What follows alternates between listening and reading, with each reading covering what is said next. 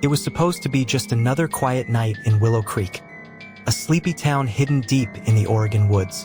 But as the clock struck 11:42 p.m., 17-year-old Jake Thompson heard something, a scream. Not a loud one, no.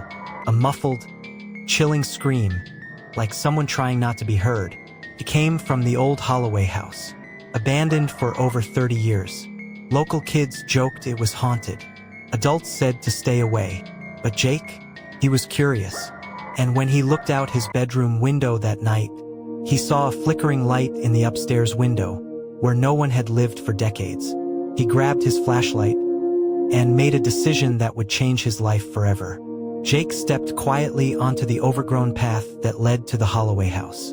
The night was dead silent, except for the crunch of dry leaves beneath his feet. As he reached the creaking front gate, his flashlight flickered just once. He froze. There it was again. A faint cry, this time clearer. A woman's voice whispering, "Please, help me." Jake's heart pounded. He wasn't the type to scare easily. He'd explored woods, caves, even broken into the old high school on a dare once. But this was different. Something felt off. The front door stood slightly ajar. With a shaky hand, he pushed it open. The house groaned, as if it recognized him. Dust floated in the air. Cobwebs hung from the chandelier. The air smelled old. And yet, deep inside, something was alive. Jake stepped inside. The door creaked shut behind him. Jake's flashlight beamed across the living room. Dust danced in the light like tiny ghosts.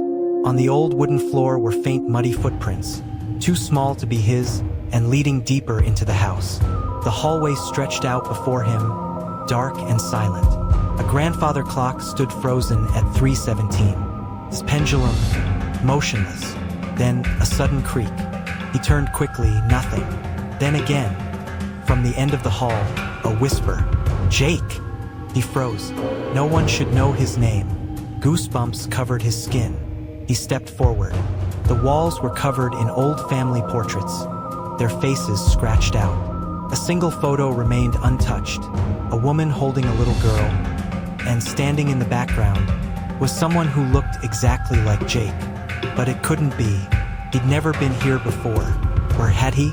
Jake's heart pounded in his chest as he pushed open the last door at the end of the hallway. The doorknob was cold, almost too cold, like it hadn't been touched in decades. The door creaked open slowly, revealing a small, windowless room bathed in an eerie green glow. Old toys lay scattered across the floor.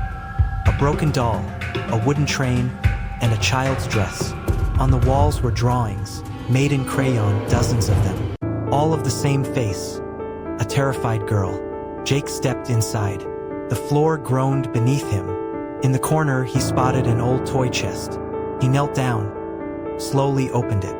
Inside, nothing, just dust. But as he stood up, the door slammed shut behind him. Darkness, silence, then a voice, so close he could feel its breath. "Why did you leave me, Jake?" Jake froze. His body stiffened as if all life had drained from him.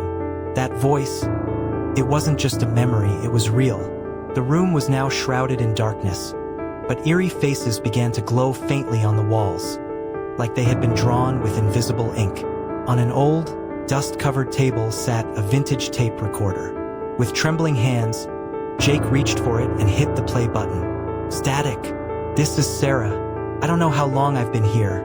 If someone finds this, please, don't let him find me again." Jake's eyes welled up with tears. Sarah, his sister, missing for 20 years. And now it seemed she may have never left this place.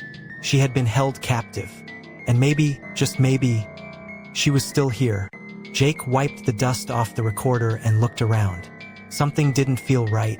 The walls, they weren't just walls, they were hiding something. He started tapping them one by one. Thud, thud, clunk, a hollow sound. Behind a faded bookshelf, something echoed. With effort, Jake pulled the entire shelf forward, and there it was. A hidden door, made of rotting wood and sealed with rusty chains. On the door, scratched by fingernails, was a message. "Still here. Help me." Jake's heart pounded like a drum. He fumbled with the lock, and it broke open. The door creaked, slowly swinging into pitch darkness. And then a faint sound from within. Breathing. Jake stepped inside, flashlight trembling in his hand. The air was damp. The smell? Like something old, something dead. On the walls, old children's drawings. Faded, torn, taped like they were left yesterday. One showed a little girl with wide eyes and a shadowy figure behind her. "Who's there?" Jake whispered. Silence. Then a whisper. "Help? Please." The flashlight flickered. Jake turned, but saw only an old toy spinning slowly on the floor, untouched. His breath quickened. In the corner of the room, he found something. A small pink shoe, dusty, but familiar. The same kind Olivia wore the day she disappeared. Then footsteps, slow, getting closer. Jake froze. The footsteps stopped just outside the door. Holding his breath, he reached for the wall. It felt hollow. He knocked. Thump, thump. Then a strange echo, a hidden panel. He pushed. A narrow passage opened, revealing a wooden staircase, descending into total darkness. On the walls, names. Dozens of children's names, scratched in with what looked like fingernails. And there, Olivia's name. With shaking legs, Jake stepped down, each creak of the stairs louder than the last. At the bottom, a cold concrete room, lit by a single swinging bulb. In the center, a child's bed, chained, and beside it, a camcorder, still on, still recording. Jake felt the weight of every second, every breath, every nightmare he had since that day. Jake's hands trembled as he picked up the camcorder. The red recording light blinked, alive and unblinking. He pressed play. The screen showed a shaky video, a terrified little girl's face. "Please, someone help me. He's coming back.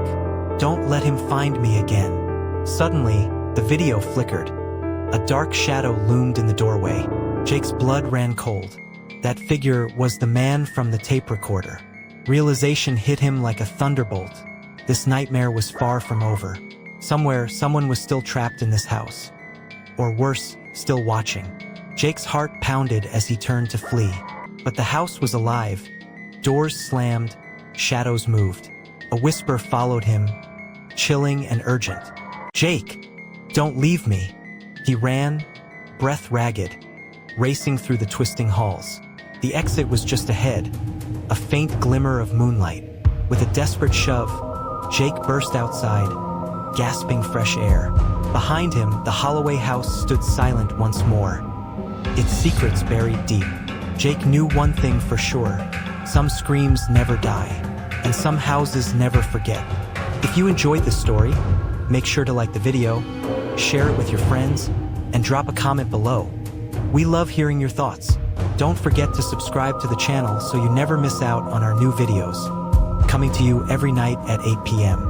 We've got more thrilling and suspenseful stories lined up just for you. So stay tuned and thanks for watching.